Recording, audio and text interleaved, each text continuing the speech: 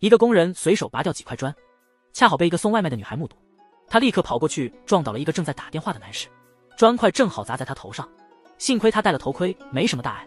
他没想到自己救的这个人竟是个千亿富豪，这件事也让女孩的人生达到了一个新高度。他走上前去询问那男人有没有受伤，可那男人却震惊地看着他，因为女孩和他妹妹长得惊人的相似。女孩看到他震惊的表情，以为是因为刚才的事故吓到了他。男人回过神来，问他要不要去医院检查一下。女孩却说自己练过铁头功，这点小石头对他来说不算什么。男人只好递给他一张名片，告诉他以后有事可以找他。女孩继续她的外卖工作，男人则打电话给妹妹讲述这一奇遇。妹妹却不相信他的话，开玩笑说他是不是也有一个失散多年的双胞胎姐姐。挂掉电话后，他去了机场，去接自己即将归国的未婚夫崔江州。作为韩国顶级财阀的继承人，自然成了众多媒体的焦点。他从伊静手中接过鲜花表示感谢，转身却露出不悦的表情离开，让伊静感到非常尴尬。车上伊静的脸色阴沉，江州随手送给他一条价值连城的钻石项链。收到这样贵重的礼物，伊静立刻感到非常开心。他戴上项链问江州觉得怎么样，他却闭上眼睛懒得理睬，气得伊静咬牙切齿。虽然两人订有婚约，但他们之间的关系实际上非常疏远，这让他们的相处显得格外尴尬。饭后伊静建议多花时间去了解对方，但江州却提出要列一个个人信息表，认为没必要浪费时间相互了解。伊静想找个理由离开，但江州一直在看表。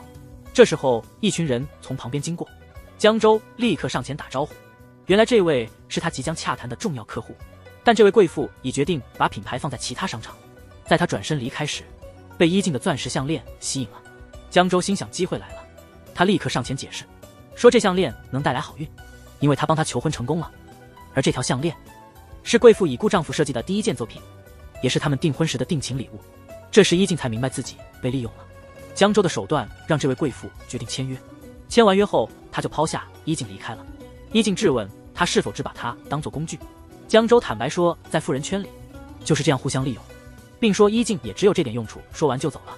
伊静气愤地回家向母亲诉苦，没想到母亲却给了他一个耳光，告诉他即使受委屈也要忍着，如果失去江州，家里的投资公司会立即破产，只有和太阳集团的继承人结婚才能度过这次金融危机。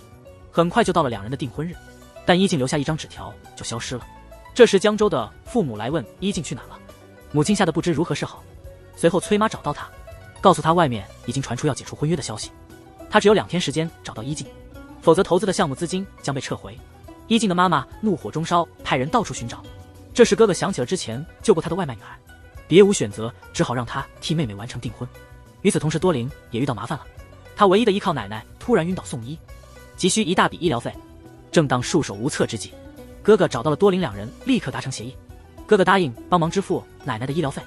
多林一夜之间变成了豪门千金，甚至还要嫁给一个富豪继承人。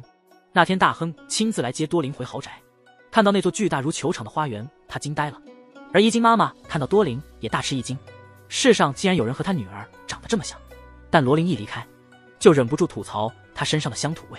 为了让他看起来更像贵族小姐，哥哥带他进行了全面的形象改造，从头到脚换成了高档的同款服装。改造完出来时，他接了个电话，没注意到手链不慎被踢到了角落。罗琳很快发现自己的幸运手链不见了，急忙返回去寻找。恰好江州也来到这里办事，手链竟然正慢慢靠近江州。他无意中看到脚边的项链，随手挂到旁边的树枝上。他们在电梯里擦肩而过，罗琳立刻注意到挂在那里的幸运手链，似乎命运让他们这样相遇。接着哥哥给多林上了餐桌里一课，以防在正式场合出丑，并且让他熟悉江州的家庭成员。两家人的见面日子很快就到了。不谙世事的多林有点紧张，他去洗手间试图平复一下，没想到竟遇到了之前骗他钱的大妈。大妈见状立刻逃跑，多林毫不犹豫地追了上去，刚好被江州看到了那个熟悉的身影，便停下了脚步。这时候多林和大妈正在扭打，很快就占了上风，抢走了大妈的钱包。江州慢慢走向沙发那边，幸好他的弟弟及时叫住了他。多林回头一看，发现是他暗恋的大明星江仁，那他的哥哥不就是自己未来的丈夫吗？吓得他赶紧找地方躲起来，让大妈先走，自己则摆出一副高冷的样子，慢慢走过来。江州并没有发现他是个冒牌贵族，忍不住讽刺他是不是又想逃婚。多林听了直接懵了，为了不让他识破，只能假装乖乖道歉。还没进门呢，江州又警告他别再闹脾气逃婚，说一次就已经够了，如果没勇气当他的妻子，就赶紧滚蛋，反正想取代你的女人多的是。多琳听了这番狂妄之言，气得差点冲上去跟他对峙，但一想到卧病在床的奶奶，他只能勉强笑着完成这个任务。就在这时，一边嫌弃地擦着嘴巴，质问那女孩怎么不讲武德偷袭人。多琳尴尬极了，赶紧逃离现场。但是用餐时，多琳的手机突然响了起来，正是那个明星家族的主打歌，立刻暴露了她是个小迷妹。家族成员邀请她参加粉丝见面会，多琳一听，眼睛立刻亮了起来，感觉到众人都在看着自己。多琳赶紧解释说，我们都快成一家人了，应该更多了解崔家人，这样相处起来会更顺利。崔爸一听，对这个儿媳十分满意。江州却显得无奈。这时上来了一道高级料理，没见过世面的多琳不知道怎么吃，幸亏哥哥看出了他的尴尬，赶紧示范了一番，这才避免了现场出糗。结果一尝就欲罢不能，把富家千金的身份抛到了脑后，大胆的大快朵颐。未来公公看到这吃相，眼里满是喜悦，说能吃是福气，便提议两人早点结婚，好早日抱上孙子。母亲听后只好慌忙答应，总算撑到了饭局结束。崔妈留下江州和多琳增进感情，一静的妈妈和哥哥只好先走。本以为江州会送自己回家，没想到他只是在长辈面前装模作样，一走了之，直接抛下多琳。多琳气得直骂，好在哥哥及时出现把他接回家，拿出一堆关于一静的生活习惯和朋友的资料，让他好好记在心里，以防万一。就在此时，未来婆婆打来电话叫多琳过去一趟。当她出现在江州家门口，立刻被眼前的庄园震撼，真是贫穷限制了我的想象。接着婆婆给了她一份关于江州喜好的清单，让她能快速了解未来的丈夫。然后多琳在家里吃过饭，被叫去江州的房间等着。看到那豪华的房间，满是好奇，戴着头盔疯狂地跳起舞。突然江州就出现在她面前，她摘下头盔，嘲笑她表面上的淑女装扮，实际上却是个彪悍的女汉子。多琳尴尬的想要悄悄溜走，不过江州突然把她壁咚在墙上，看样子她就要亲上来了。多琳用力一推，把她推开好几米，举起拳头警告她，不想挨打就别乱来。这把江州吓傻了。多琳意识到自己露出了真性情，马上又装作脆弱的样子，趁机赶紧逃跑。假千金去未婚夫家祭拜祖先，却被江州的奶奶痛骂并驱逐。她并没有放在心上，反倒更加卖力地做家务展示自己。江州却讽刺她是披着羊皮的狼，不论公司场合都两副面孔，她可不会迁就她，说每次看到她都让她感觉胃痛。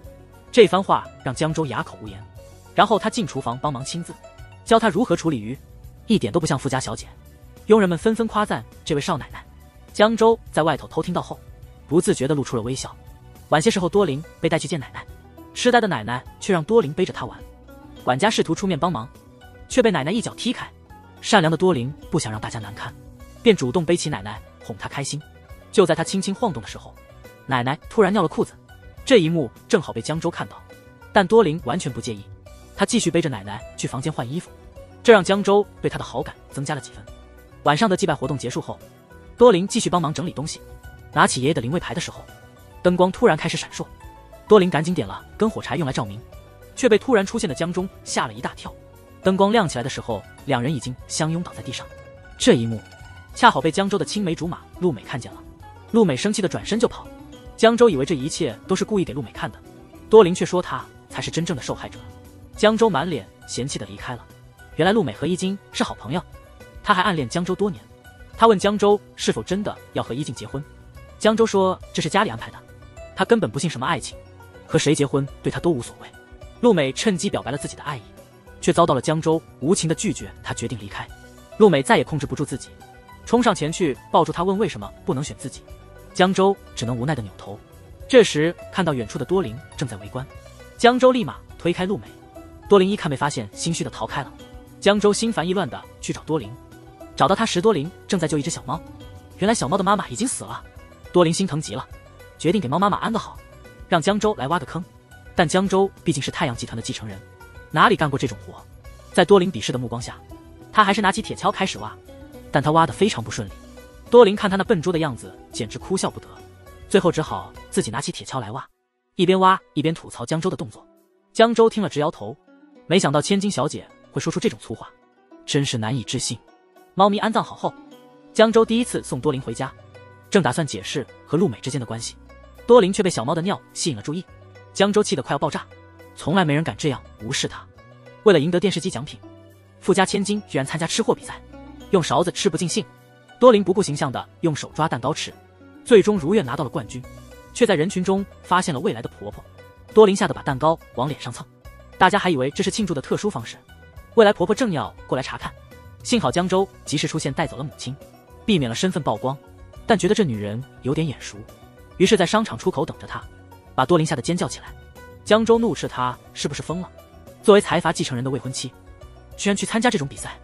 多琳只好承认自己理亏，说是婚前压力太大，想尝试一些以前没做过的事来释放压力，第一次主动向江州道歉。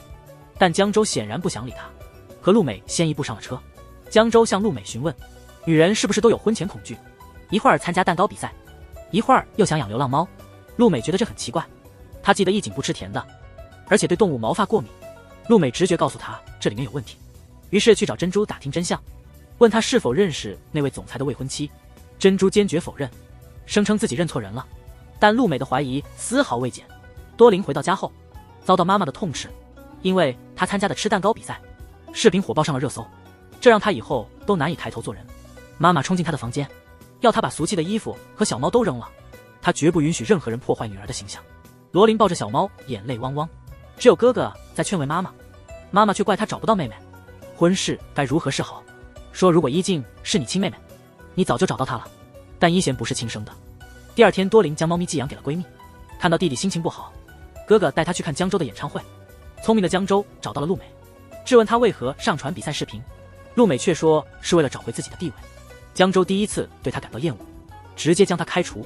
得知多琳去了哥哥的演唱会，决定独自前往，却意外看到多琳和哥哥亲密的场面。他吐槽多琳从未在他面前这样开心的笑过。哥哥知道多琳爱吃甜的，特意为她买了热狗。从未吃过热狗的多琳惊喜万分，哥哥被她的可爱逗笑。远处的江州看到这一幕，心里也不是滋味，暗自嫉妒。于是他走过去打断了两人的谈话，并邀请多琳一起去参加他弟弟的演唱会。到了演唱会现场，多琳发现哥哥也跟来了，他便过去打了个招呼。等他回到江州身边时，江州的出现引起了一阵小骚动，多琳不小心被推倒在地，他尖叫了一声，这声音让江州和哥哥意识到了危险，两人立刻冲向多琳，一只黑鹰将他救了出来。多琳还以为是哥哥救的他，但一看却发现是江州，看到两人还牵着手，他立刻挣脱开。这一幕让江州以为他在玩欲擒故纵，当江州慢慢接近时，却被多琳的铁头公击击飞。幸亏哥哥及时出现，才平息了这场闹剧，两人终于安心地观看起演唱会。不过当多琳看到偶像，他还是忍不住狂热的尖叫，却被江州的一个眼神制止。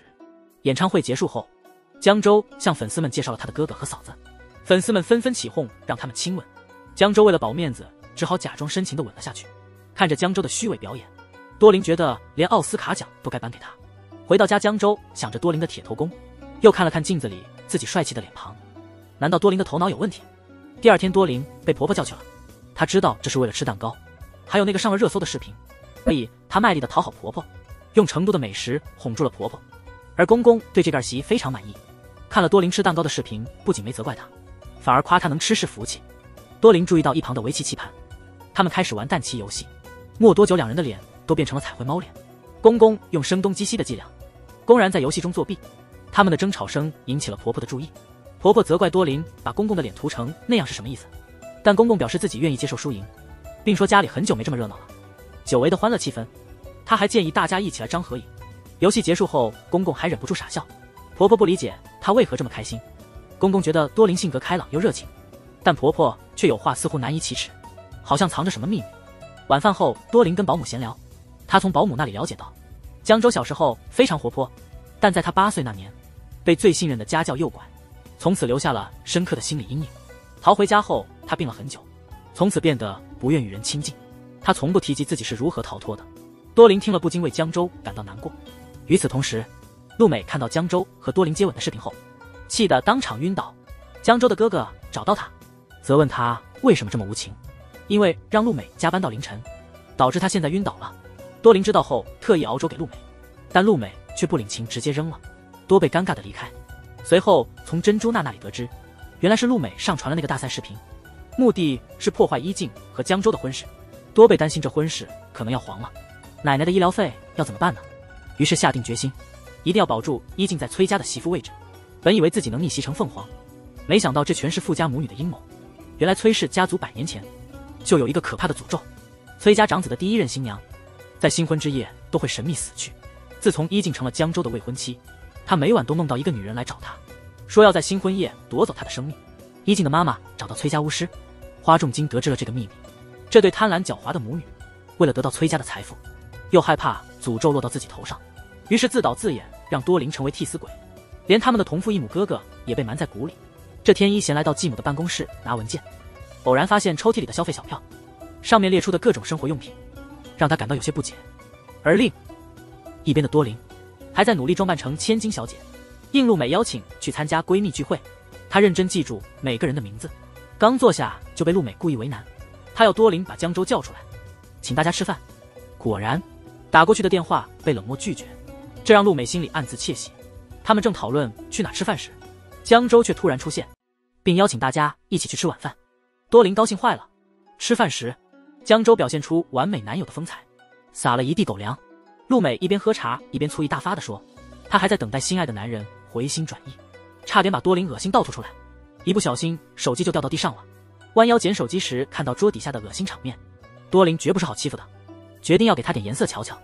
饭后大家吃饱喝足，准备离开，大家都起身了，只有陆美尴尬地坐着没动。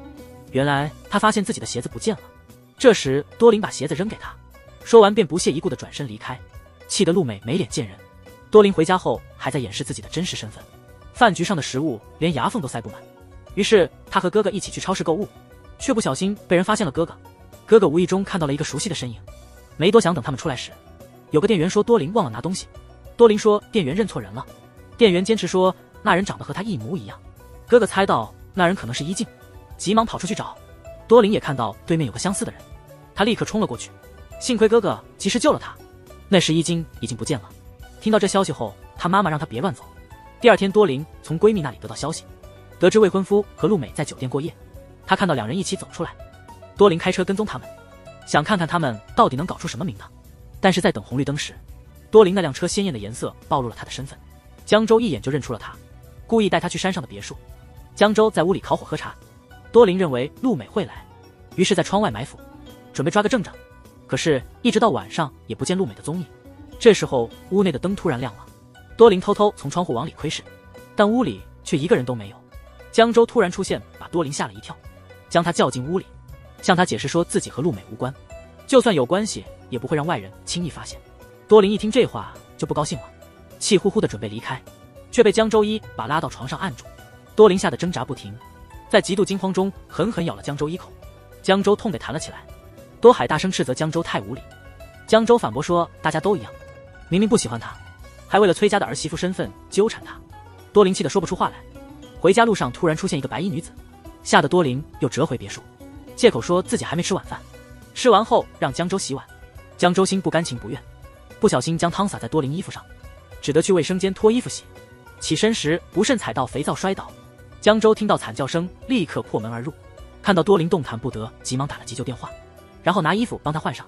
多林要求关灯并闭上眼睛。送到医院后检查发现没什么大碍。多林想去卫生间，江州找来轮椅，轻轻地将多林抱起放到轮椅上。这种亲密接触让多林心跳加速。第二天醒来发现江州守了一整夜，感动得不得了。出院那天他把多林送回家，一贤紧张地跑下来检查情况，确认一切安好后才松了口气。多林醒来后立刻松开了江州的手，挽着哥哥的手回家了。第二天江州说有位贵妇请他们吃饭，多林娜虽是农村出身，却会说日语，他赶紧找借口拒绝了。他找到珍珠向他倾诉自己的苦恼，还提到江州曾嘲笑他像小学生。珍珠给了他建议，多林决定改变自己的形象。一转眼他打扮成了杀马特少女。突然两个壮汉来找珍珠企图暴力讨债，多林迅速行动把他们打跑了。还没来得及高兴呢，陆梅找到珍珠问发生了什么事，他根本没认出打扮成杀马特的多林。多林赶紧逃离现场，回家路上差点被车撞，下车的司机竟是江州。他带着蛋糕来道歉，他询问他衣服的情况。多林的妈妈知道他还没回家，就在门口等他。多林只好翻墙回家。江州这才突然意识到刚才的女孩是多林，他在角落里怒吼一声，把他吓得从墙上掉下来，落在他身上。江州把被划伤的手伸出来向他卖惨，但多林的目光却只在那摔坏的烤红手上。江州实在弄不明白这女人的脑袋到底装了些什么，她总是做出一些难以理解的事。看着她那奇怪的打扮，质问他是不是去了夜店。多琳知道自己理亏，只好低头认错。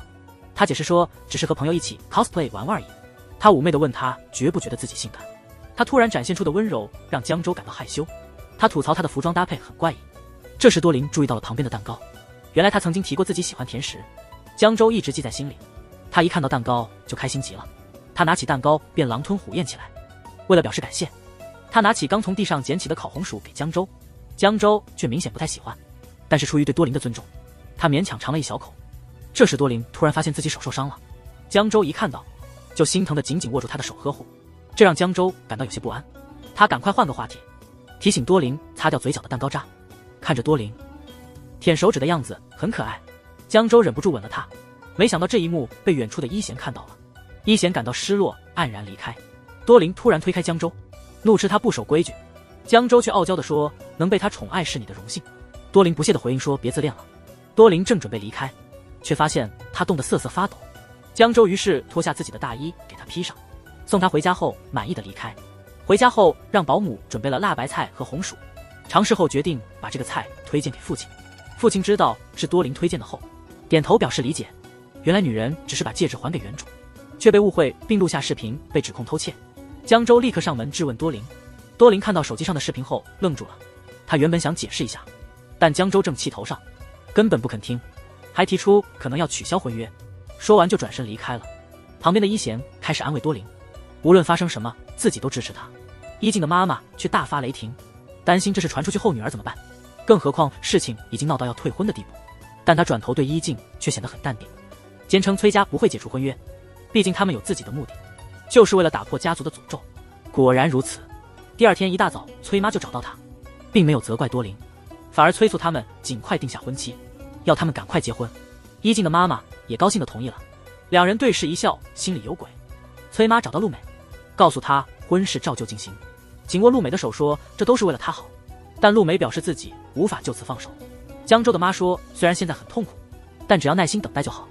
另一边，多琳偷戒指的事在公司已经传开，员工们背后都在骂她。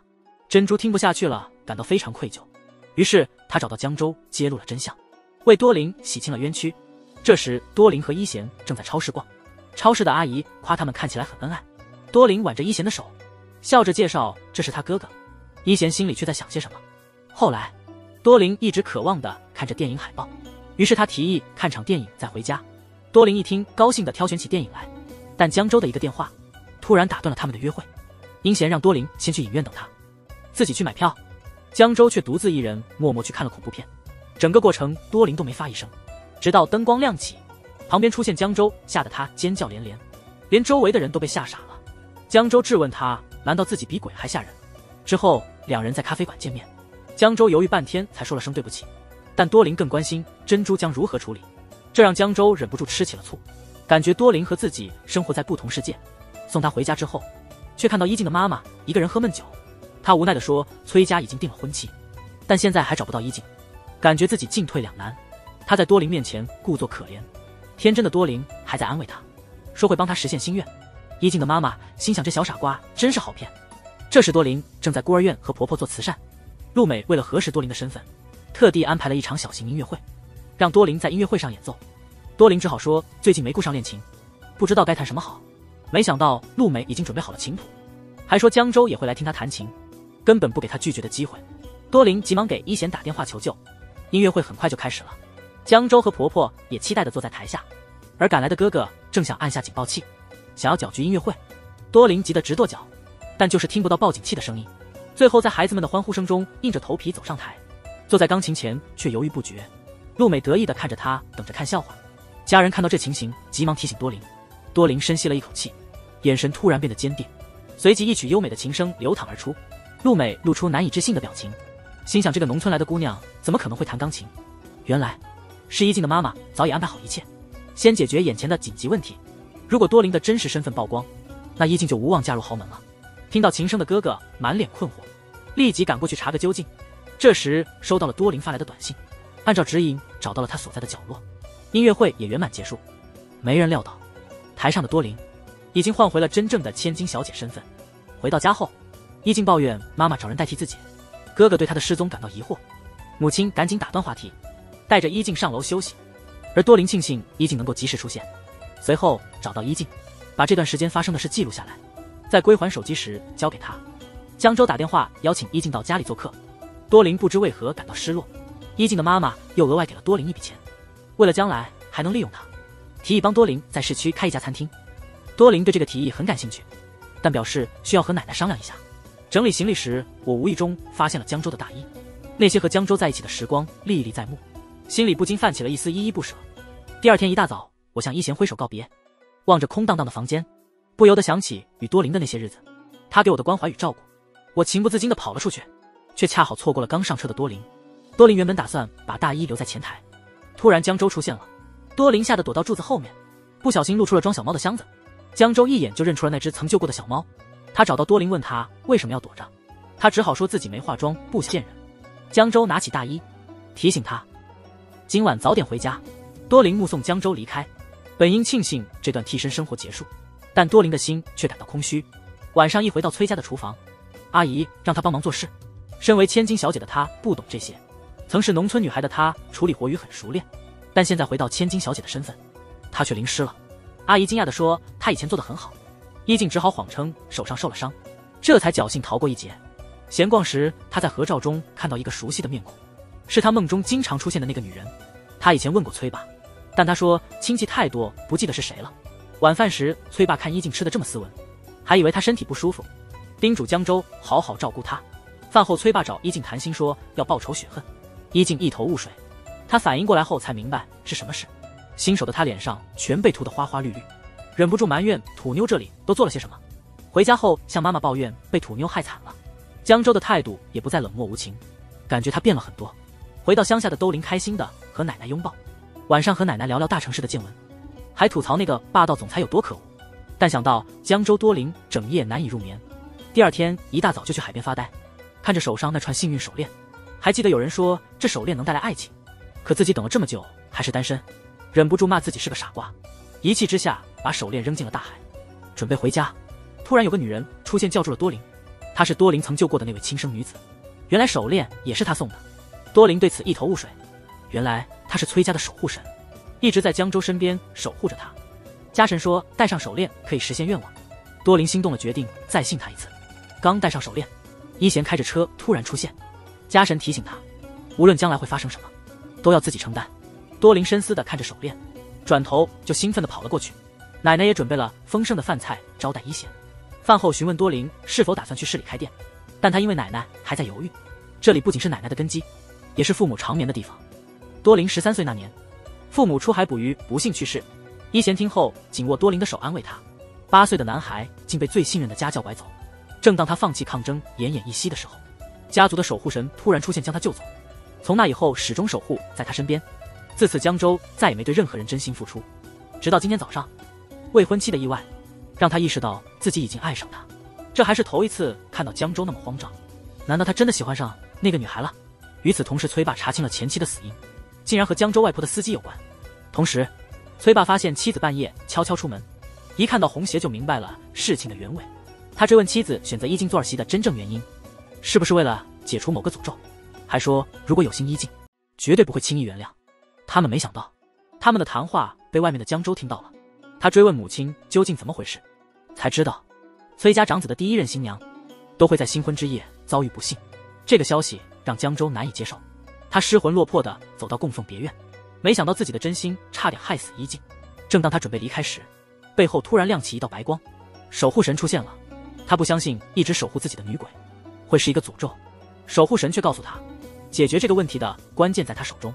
另一边，奶奶最终同意多林去市区发展。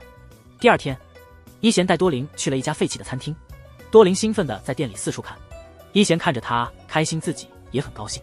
其实他今天打算向多林表白。两人正坐着吃饭的时候，伊贤正要掏出戒指，突然接到继母的电话，说江州打算和伊静解除婚约。原来就在刚才，江州找到正在挑婚纱的伊静，冷冰冰地告诉他要解除婚约。伊静震惊极了，她差点就成为豪门太太了，不甘心地向江州苦苦哀求，但江州冷酷地走了。他的母亲听说后也吓坏了，质疑伊静是否犯了致命错误。伊静说自己才刚回来没几天，要是有错也应该是多林的，是多林导致江州反悔。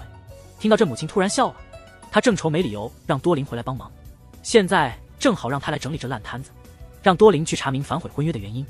伊贤听后开始替多林辩护，找到伊静质问他为何不自己处理。伊静情绪激动说自己已经尽力了，摆出一副根本不想结婚的态度。善良的多林不想为难以前的人，决定去见江州一面。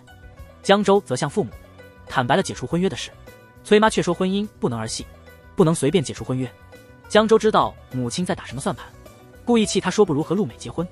崔妈随后打电话给伊静的母亲，表示婚礼会像原计划一样进行，正如伊静母亲所期待的，他们都不想婚事告吹，现在只需多林让江州改变主意。第二天，多林伪装后找到江州，直截了当地质问他为何反悔婚约。正巧陆美进来听到了一切，他假装镇定叫江州开会。会后，陆美直接问他为什么想退婚，没想到江州反问他是否愿意和他结婚。这是因为江州知道他的第一个新娘注定会悲剧收场。从江州的反应中，陆美意识到他已知道这个诅咒。陆美明白江州已经知道了诅咒，他和他的母亲已经有了共识。江州压抑着怒气说不会让他们得逞。多林等了很久也不见江州回来，他直接冲进会议室，最后两人走到了天台。江州为了让多林死心，故意说这场婚姻只是一场交易，细算来看对他而言根本是亏本买卖，说他家境一般也就算了，关键是他没有任何优点，还到处惹麻烦。他还提到自己是太阳集团的继承人，需要的是一个贤惠的伴侣，嘲讽多林难道自己心里没数吗？多林被他的话羞辱得无地自容，含泪向江州坦白自己的心意，但江州依然无情地离开了。崔爸看到儿子郁郁寡欢，知道他做出退婚的决定很难，他不相信那个诅咒，只当他是个谣言，劝儿子不要做出会后悔一生的决定。但江州不敢拿心爱的人的生命冒险，他依然坚持自己的看法。为了儿子，崔爸决定派人调查前妻的死因，他必须证明家族的诅咒是假的。另一边伤心的多林开始借酒浇愁，不明白为什么自己只是个替身，为何和江州分手会让他如此痛苦。一贤帮醉酒的多林回到珍珠家，看着自己喜欢的女人为别的男人哭泣，感到一种刺心的痛楚。回家求继母放过多林，让伊静自己去挽回江州的心，但伊静说她不想再继续了。本来联姻只是为了救公司，母亲提议让多林替她，伊静宁愿单身一生，也不愿嫁给那种连未婚妻、出事都不知道的人。母女俩一唱一和，成功糊弄过伊贤。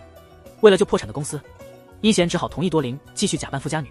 第二天，崔爸给多林打电话，带他去前妻的墓地，告诉他前妻是在蜜月途中遭遇车祸身亡的。从那以后，谣言满天飞，说崔家长子的第一任妻子都会不幸身亡，这也是江州解除婚约的原因。多林这才明白江州是在保护他，心里不由得有些高兴。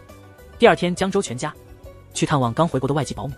多林说伊静要是也在就好了，这话让江州心痛不已。到了外婆家，母亲嘱咐江州别提解除婚约的事。正走进大门，迎面来的竟是多林。见到他，大家都震惊了。江州对他冷脸相向，只有崔爸会心一笑。多林在厨房忙午餐，婆婆担心他忙不过来，想帮忙。狡猾的多林要求江州帮忙，江州笨手笨脚擀面条。多林忍不住嘲笑他是否真的是男人。江州无言以对。外婆在饭桌上大赞多林的手艺，说他的厨艺好到可以开饭店了。崔爸跟着起哄，说要为多林在商场留一间店面。江州却只顾着吃，什么也没说，这让多林在一旁尴尬万分。陆梅找到伊静询问他打算怎么处理结婚的事，伊静反问这不是你想要的吗？陆美随即透露了江州悔婚的真正原因，因为她害怕崔家的诅咒可能会夺走伊静的性命，这也意味着陆美没有机会了。没想到这话被伊贤听见了。江州一家人准备离开外婆家，江州的父母故意坐了外婆的车，是为了给两人留些独处的时间。没想到江州开车到半路，突然让多林下车，并告诉他自己坚决要悔婚。多林说他已经知道悔婚的原因，并且他也不信那些诅咒，但江州仍然固执己见，留下多林一个人驾车离开。此时伊贤独自看着戒指发呆，妹妹进来询问他对诅咒的看法，伊贤没说话就跑去找多林，这让妹妹觉得很奇怪。他翻开哥哥的衣柜，找到了一条领带，问妈妈才知道是多林送的。伊静听后震惊。伊贤找到多林时，他已经忍无可忍，他一直在江州身边。他抓住多林的手，拿出戒指求婚。多林对这突如其来的求婚感到震惊，他马上拒绝了他。冰贤问他是不是因为江州，多林说他自己也不清楚自己的心思，觉得这样对彼此都不公平。冰贤失落地回家了。妹妹生气地质问他是否向多林求婚了，冰贤已经委婉地拒绝了他。得知这是母亲，反而十分开心，他觉得事情变得越来越有意思了。一是利用多林的感情来达到他的目的。第二天一大早，伊静妈妈叫多林到家里来，她透露了江州取消婚约的原因，原因是崔家长子结婚避遇不幸的诅咒。多林坚称那只是无稽之谈，毕竟妈妈考虑到女儿安全，决定取消这门亲事。多林也就不再去见江州了。多林无奈地答应了，失魂落魄地走出门时碰到了一贤，一贤也不信那所谓的诅咒。多林疑问他为何不劝说继母，一贤反问为什么要劝呢？这话让多林哑口无言。一静的母亲找到江州，警告他今后不要再来找一静。另一边，多林与闺蜜合伙开了家店，用忙碌的工作来试图忘掉江州，而江州却整日无心饮食，每天工作到深夜来麻痹自己。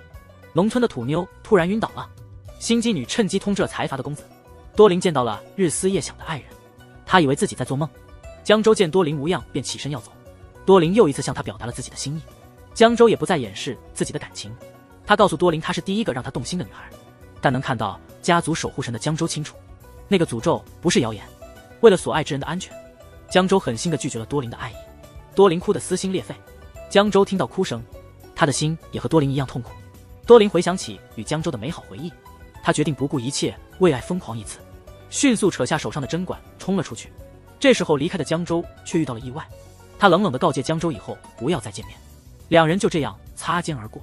突然他听到了多林的声音，一贤惊讶地转过头，看到多林冲上前抱住了江州，没想到江州又一次狠心拒绝了他。这一刻一贤感觉心都碎了，虎妞为了证明对财阀公子的爱，竟然闯出马路展示他的爱意，司机吓得直冒冷汗。江州急忙将多林拉到一边，怒斥他是否不想活了。多林却说没有他活不下去。江州竟然说不出话来，多林含着泪说如果错过江州他会后悔一生。这话让江州顿时心软。多林立刻步前紧紧拥抱江州。昨天刚出院的多林找到了伊京，他的母亲想要跟他做一笔交易，他甚至愿意成为江州的新娘，哪怕只有一天，但女人却生气地拒绝了。他说不会把他的命当儿戏。多林苦苦哀求他成全，女人终于无奈地同意了。多林希望如果不是因为诅咒而死，他希望能以真实的身份继续留在江州身边。女人听后却暗自窃喜，多林没想到他们的真正目的是让他因诅咒而死，这样伊京就能顶替他成为财阀的夫人。多林为了重新赢得江州的心，不顾一切地坐上了江州的车，装出可怜样。他说自己双腿发软，全身无力。江州无奈只好送他回家。多林看他没拒绝，就大胆说哪怕只活一天也愿意成为他的新娘。江州气得把车停下，让他立刻滚蛋。多林最终用生命证明了对他的爱。江州冷静下来之后，回想起多林曾对他说的话，最终明确了自己的心意。他去找伊静的妈妈道歉，希望能和伊静重新开始。心机深重的女人当然不会轻易答应。一向霸道的江州沉思片刻，甚至在女人面前下跪求原谅。女人却说她关心的是女儿的生命，而不是所谓得爱情。转身却给多林打电话，说江州甚至跪下来求他原谅。多林心中百感交集，第二天早上就去调戏江州，说昨天自己不在家，错过了江州的精彩表演。看着此时还能无忧无虑的多林，江州顿时哑口无言。多林突然抱住他，大庭广众之下让江州感到害羞。心满意足的多林在回家的路上，恰好遇到之前骗他钱的大妈，他一把抓住大妈的手，但被大妈挣脱。多林毫不放弃的紧追不舍，不知这一幕被路过的陆美看到。多林为了保持形象，一边追一边停，结果却遇到了陆美，只好放弃追赶大妈，却不知陆美已经把大妈藏起来。他让大妈好好感谢自己，说他们已被月老的红线绑定。多林还未回应江州就吻了上去。江州送多林到家门口后就离开，他一进门就被质问是否会后悔。没想到这一幕被远处的陆美看到，吓得目瞪口呆。原来崔家的诅咒真的不是谣言，他们家族里真有像幽灵一样的存在。但多林就是不信这些鬼话。为了查清多林的真实身份，陆美一路悄悄跟踪他。他跟到饭店门口时，突然送手链给多林的女人出现了。他告诉多林这手链并不吉利，戴上他爱情的代价就是生命。然后他变回了自己的真身，这让多林吓得不轻，但陆美看在眼里。只见多林对着空气发愣，多林被吓得魂飞魄散。回到了店时，一贤已经在那里等他。陆美从窗外看到一贤大吃一惊，他本想把这事告诉崔妈，但想到崔家诅咒需要人来破，他又开始犹豫。得知多林又去找江州后，一贤很生气，他急忙劝他不要再这样下去，说继母和伊京早就知道诅咒的事，他们故意安排多林假扮千金嫁给江州，目的是让他替伊进去破除诅咒，即便没事，他们也会想办法除掉多林。听到这些，多林震惊极了。江州回家后对父亲说，他决定重复父亲当年的选择，崔爸听后露出了欣慰的笑容。多林和他已经商量好，打算瞒着家人秘密举行婚礼。多林说，即使没有钻戒和婚纱也无所谓，只要能和江州在一起就足够了。婚礼前，多林担心诅咒会让他发生意外，于是特意带奶奶去买衣服，还带奶奶去吃平时舍不得吃的西餐。他想和奶奶共度美好时光。奶奶被哄得非常开心。路上他谎称要回老家办点事。晚上他去找一静，告诉他自己明天将与江州结婚，万一自己出了什么意外，希望一静能代替他留在江州身边。珍珠也知道多林并非真的要回老家，在逼问下多林才说是要和江州一起离开。第二天江州精心打扮后向父亲告别，崔妈目送儿子出门心事重重。多林跟奶奶告别后去找一贤，一贤以为他只是回老家放松下，嘱咐他要注意安全。多林心想可能再也回不来了，他上前紧紧拥抱一贤，感谢他这段时间的关照。江州和多林来到教堂，尽管是千亿总裁的婚礼，却无人参加。尽管知道今晚可能因诅咒丧命，他仍愿意嫁给心爱的人。深夜时分，一阵阴风吹过，多林的杯子突然掉落地上，他心里一紧，但还是尽力保持镇定，安慰江州，说自己只是累了想早点睡。闺蜜担心多林的安全，赶紧打电话给一贤告诉他真相。一贤得知后立刻找到妹妹，逼他透露多林的下落。他拿出证据，威胁要揭露他们的阴谋。一静无奈只好透露多林所在的地方。一贤急忙开车赶过去，转头一静就联系了他们的母亲，但他显得毫不慌张，一副事情尽在掌握的样子。这时一股烟雾飘过，两人在迷糊中睡着了。屋里的两人紧紧相拥，他害怕一旦松开手就会失去对方。不知道的是，女鬼已经在屋外等着下手了。与此同时，多林的奶奶却做了一个梦，梦见年轻时遇到的女鬼。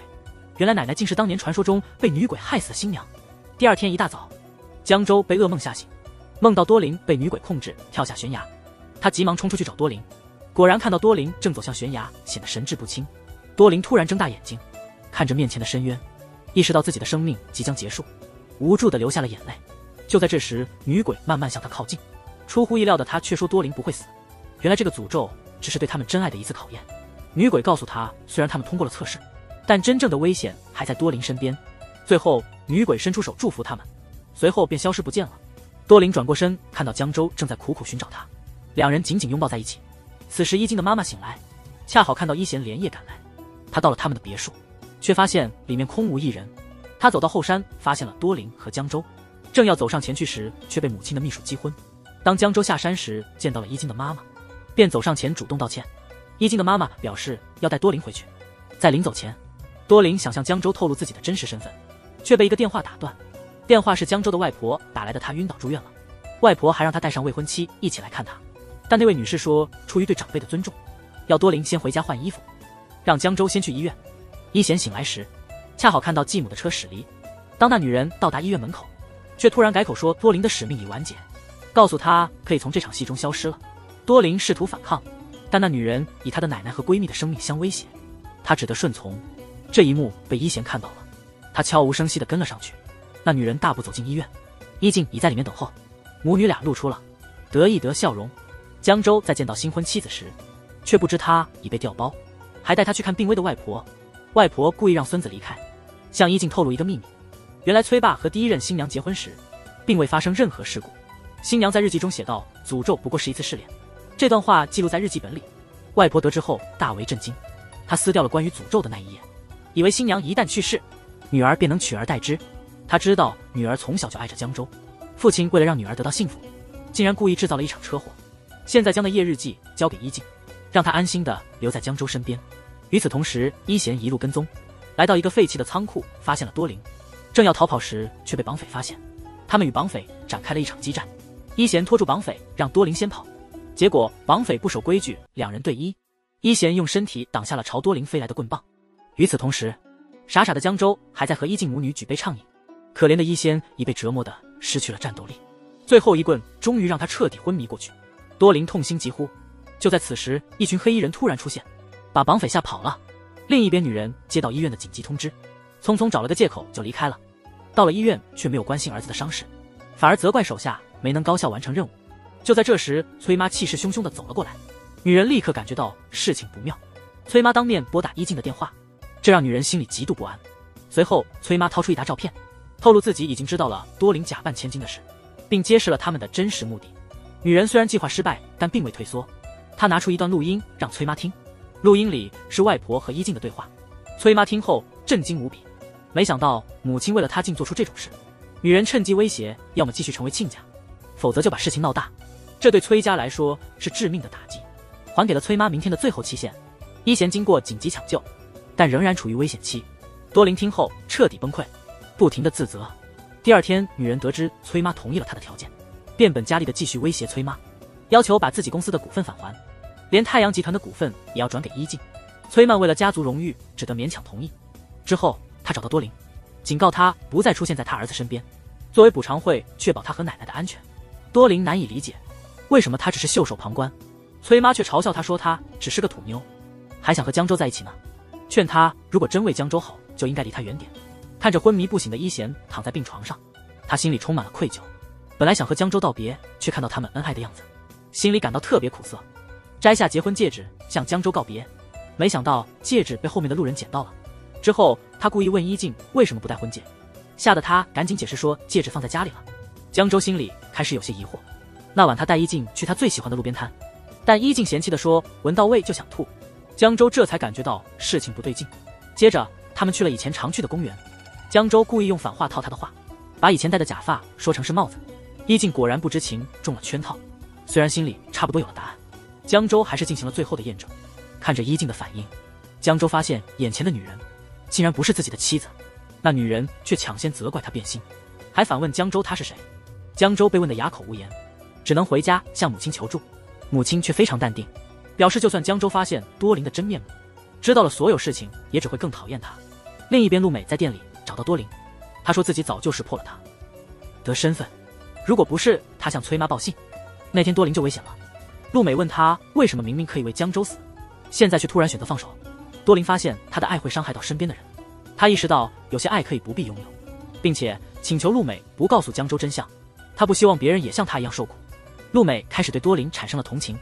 第二天早上，江州直接质问陆美为什么知道婚戒不在伊静手上。陆美决定不再隐瞒，她拿出戒指向他坦白，有个长得和伊静一模一样的女人。江州满脸不敢相信，更过分的是，他妈妈早就知道，还想要多琳的地址，但被陆美拒绝了。他劝他即使要找人，也要尽量保持低调，否则可能会有人抢先下手。江州感到无计可施。当秘书送来便当时，他得知是珍珠的店送来的，想起多琳过去特别照顾他，突然他想到了什么，他立刻前往珍珠的饭店，心情忐忑地走了进去，四处查看却没发现有人。突然听到一阵熟悉的声音，推开门竟然看到了多琳。江州本以为是伊晶，便质问他在这里做什么，说完便要拉他离开。多琳猛地甩开他，说自己不是伊晶。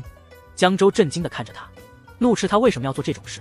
多琳却故意说是为了假扮千金，享受好生活，骗取富家少爷，这样就能轻松得到一家店铺，谁不想做呢？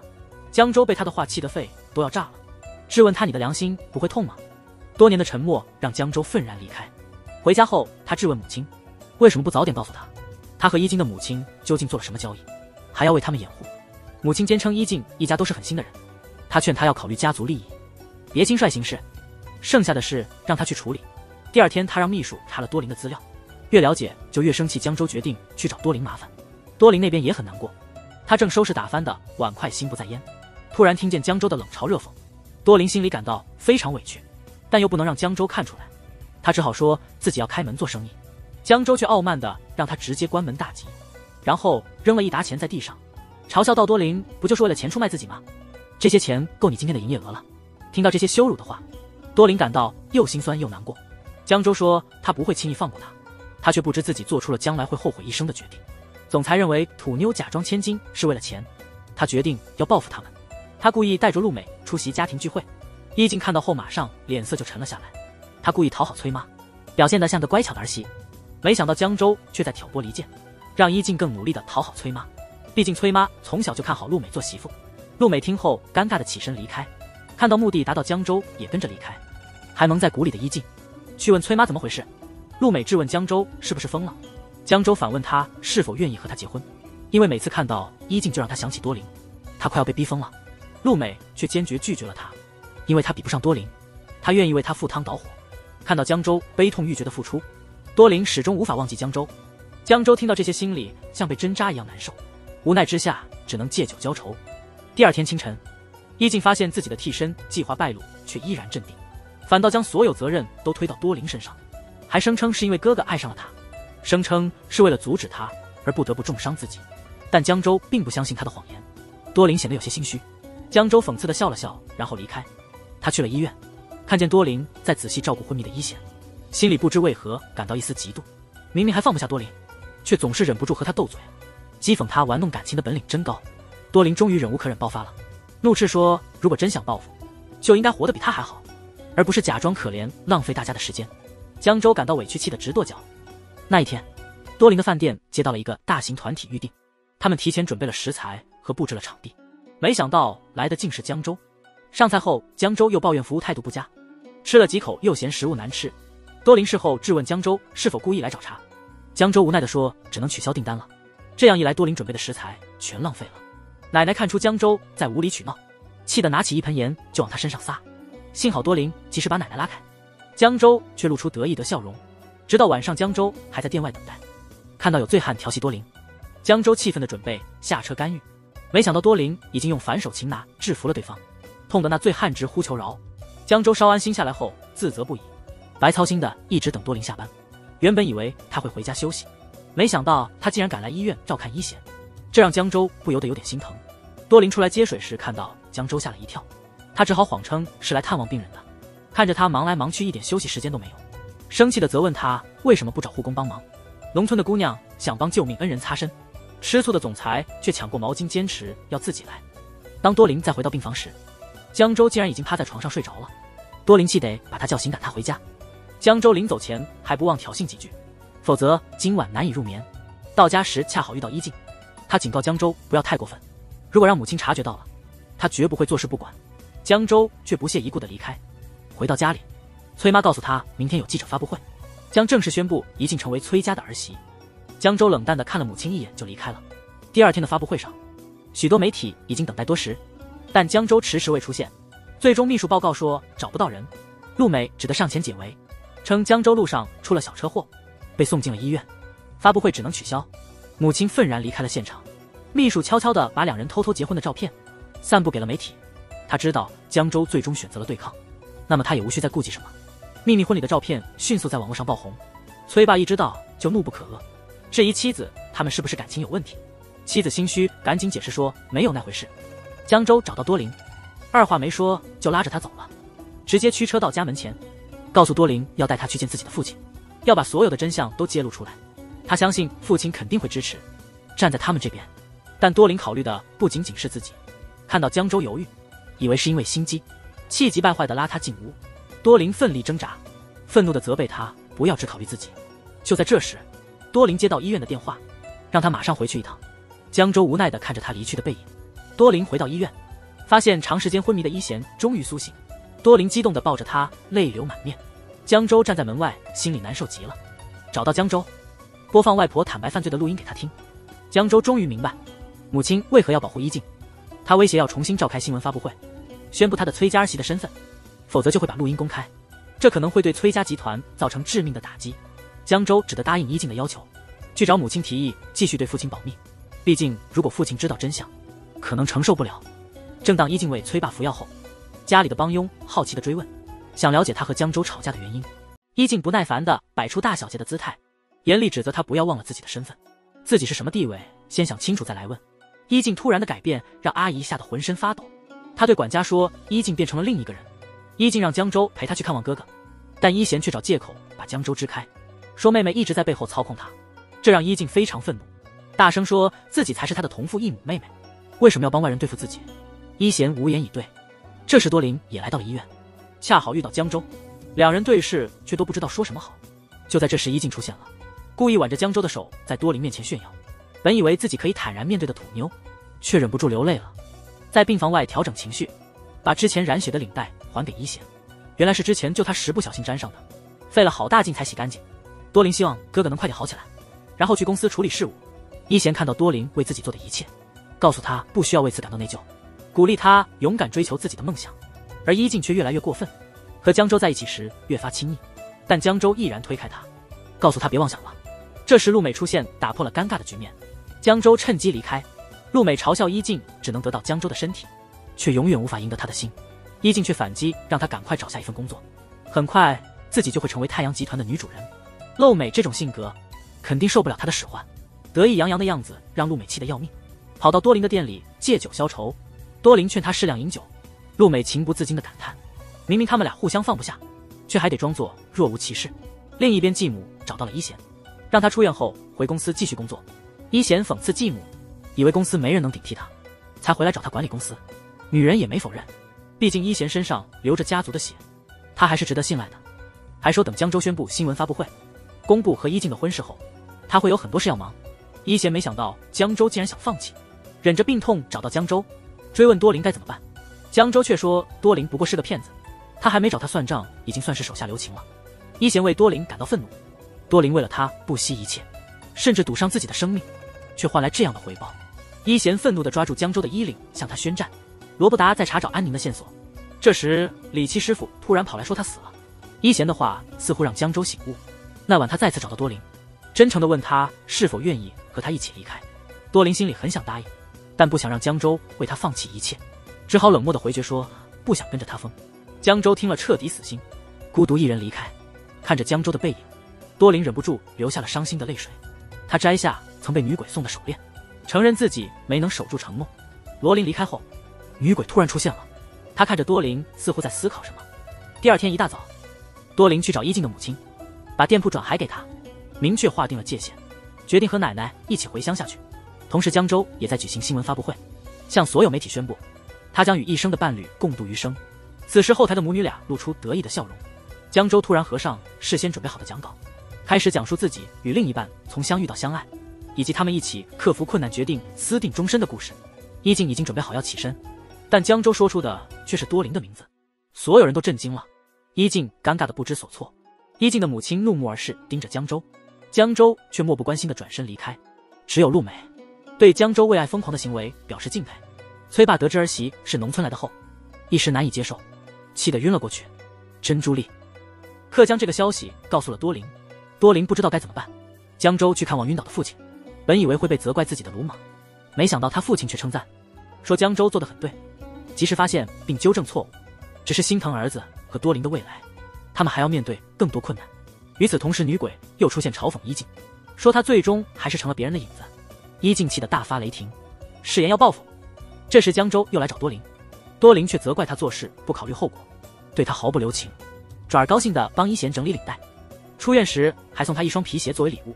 旁边的江州看着嫉妒的不行，虽然嘲讽伊贤，难道自己动手动脚不行吗？多林却没理会他，带着哥哥离开了，还安排了一桌美食庆祝哥哥出院。可怜的江州只能在窗外望着，看到多林给伊贤夹菜，又开始不淡定了，冲进去质问伊贤难道不会自己吃饭吗？让在场的人都感到意外。奶奶正准备发火，伊贤赶紧解释说是朋友帮忙解围。当江州看到多林店的停业通知，以为多林又要避开自己，急忙抱住多林求他不要走，把奶奶吓得目瞪口呆。奶奶后来才知道，江州竟是太阳集团的继承人，告诫孙女不要和他们家的人深交，担心将来会受苦。心里想与崔家的纠葛真的无法避免吗？第二天一大早，康复的崔爸特地来店里找多林。多林心情复杂，但崔爸吃了多林亲手做的饭后，还是觉得他的菜最对胃口。多林看着崔爸面露愧疚，因为崔爸一直很疼爱信任他，所以感到非常愧疚。崔爸说能回来就已经很好了。而伊静则在策划如何报复江州，打算公开江州外婆的犯罪录音，但伊贤劝他别做傻事，强扭的瓜不甜不值得，妹妹却坚持要这么做。第二天，伊贤拿出房产证给多林，告诉他江州已经买下了这家店铺，这样他就可以安心留下了。还说江州一直被继母抓住把柄，不断被威胁，为了多林他决定孤注一掷与继母对抗。多林听后非常感动，急忙跑去找江州。江州还没反应过来，多林就直接扑上去抱住他，这突然的拥抱让江州害羞了。多林埋怨他为何不和他商量，为什么要孤注一掷。江州却说只要能得到多林什么都值得。两人终于化解了之前的误会，走到了一起。就在这时，那个狠毒的伊静母亲找到了崔妈，用一段关于财阀夫人杀人的录音来威胁她，但崔夫人坚决表示要和她斗到底。看到这样的崔夫人，那女人急了，开始质问，难道不怕带着杀人犯之女的标签过一辈子吗？崔夫人反问她，如果伊静知道自己的母亲涉及肮脏的罪行，她会有什么感受？那女人听后无言以对，瘫坐在椅子上，但她并没有因此罢手，立刻让秘书向外界公布崔家的丑闻。但她不知道，江州已经抢先一步召开了记者会，主动公开了外婆的杀人案件，并且他愿意承担所有的非议和法律责任。与此同时，外婆也终于放下了压在心头的重担，安详地离开了人世。伊静看到新闻后勃然大怒，江州的行动让他的王牌彻底作废。伊静母亲感慨崔家竟然使出了绝招，看来他们是真的要对付我们了。疯狂的伊静询问母亲该如何反击，伊贤见状劝他们不要再争斗了。就在这时，一群警察突然闯入，将伊静的母亲因涉嫌雇凶杀人逮捕。虽然在伊贤的求情下，罗琳最终放弃了控诉，但警察因为崔家的压力，不敢轻易放人，所以伊静去找崔妈，主动返还之前抢走的太阳集团股份，甚至跪下求崔妈放过自己的母亲，这才让心机深重的女人释放了她。这时崔妈拿出了丈夫初恋的日记归还给她，同时向她提出离婚。她觉得自己不再配做这个家的一员，尽管男人试图挽留，但她坚决拒绝。另一边，江州跟多琳一起去了汗蒸房。豪门出身的江州第一次来这种地方，多琳嘲笑他说他那么多钱有什么用，连这种简单的乐趣都没有体验过。他们看着奶奶们喝冷饮，享受的不亦乐乎。多琳建议他也试试，他尝试后坦言自己的真实感受。大家汗蒸后都睡了一觉，角落里的江州觉得无聊，就拿出手机拍多琳睡觉的照片，没想到被多琳发现了。他试图抢过手机删除照片，在争抢中不小心摔在了江州腿上，被突然醒来的奶奶看到。江州急忙推开多琳解释这是个误会，奶奶却没在意，转身继续睡。多琳一把夺回手机，发现里面全是他和其他美女的合照，他立刻醋意大发，发现连自己的照片都没有。江州立即搂住他拍了张合照。这时伊静家的公司因为崔家的资金中断，只得变卖核心资产来继续运营。那女人心灰意冷，借酒浇愁。第二天家里人看到新大嫂都很惊讶，从陆梅那里得知伊静家的状况看起来不太好，便特地做了些美食带给陆美过去，没想到她一点都不领情。江州晚上做了个噩梦，梦见多琳躺在地上不动了，他吓得从梦中惊醒。第二天就去找多琳，严令他今天不许出门，让他在家等自己晚上回来。多琳不知情况，就这么答应了。谁知道伊静在一旁恶狠狠地盯着他们，原来他妈妈想让他去国外亲戚家住一阵，但满心仇恨的他怎么肯离开？他问妈妈有没有更残忍的复仇方法，他要让多琳付出沉重的代价。他那晚打电话给江州，说有件东西要在出国前给他。到了家后，趁江州不注意，在酒杯里下了药。江州喝了酒却没事，他反而喝下了那杯有毒的酒。伊静终究还是下不了手害江州，他选择了自杀。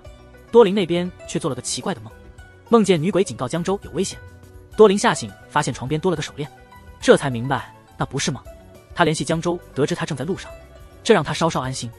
突然想起伊静白天的异常，觉得事情不对劲，赶回家却看到女儿倒在地上。而江州到达多琳的地方时，却被女鬼弄晕了。愤怒的母亲找到多琳，她要为女儿报仇。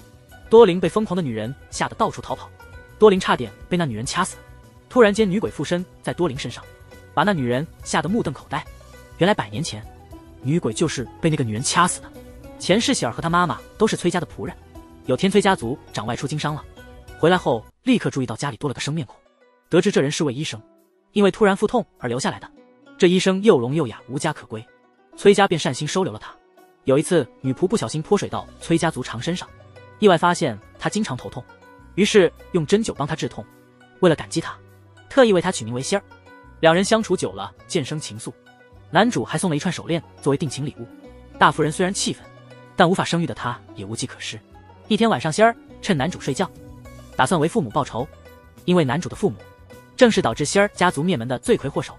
正当他要动手时，却迟疑了，发现自己已经爱上了这个男人，使他无法下手。心经女查出了仙儿的背景，还故意拿出毒药，诬陷他随时可能毒害男主。男主怒不可遏，气冲冲地去找仙儿对峙。无言的仙儿只能拼命摇头否认。最终男主决定让她离开。这时仙儿发现自己怀孕了，大夫人害怕，担心丈夫不忍心赶走仙儿，便想出了一个狠毒的计划。等到仙儿临盆的那一天，经过一番努力生下了一个男孩。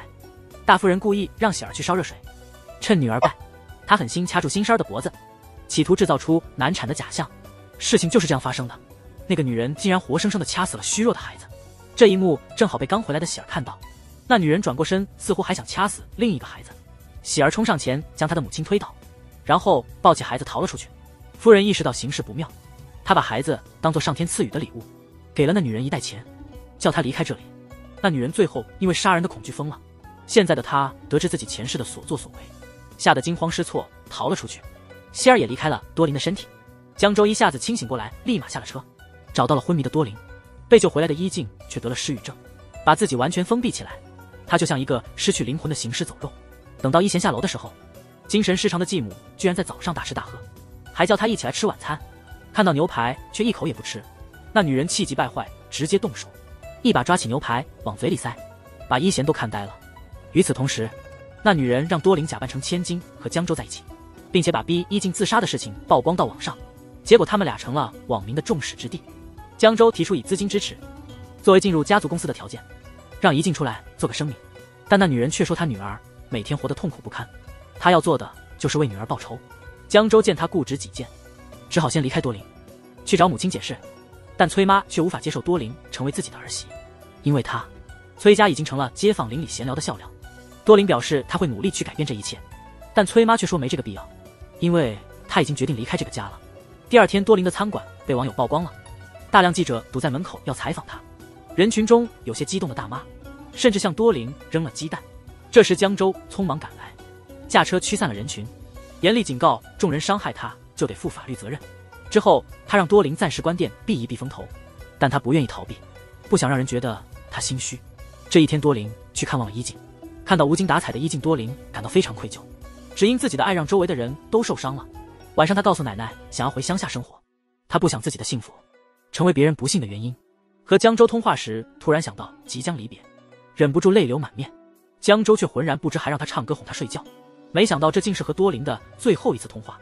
第二天赶到的时候，只看到多林留下的离别信。这时伊静也收到了多林的信息，希望自己的离开能带给他幸福和笑容。伊静似乎也想通了，去找母亲劝他回头是岸，却没想到母亲看到这个善良的女儿，精神失常的以为是多林来了，一把掐住了他的脖子。挣脱后，他又抱住伊静说认错人了，突然又误将伊静当成心儿，他吓得连连后退，最终和哥哥一起把母亲送往精神病院治疗。另一边，江州派人回多林的老家寻找，但还是一无所获。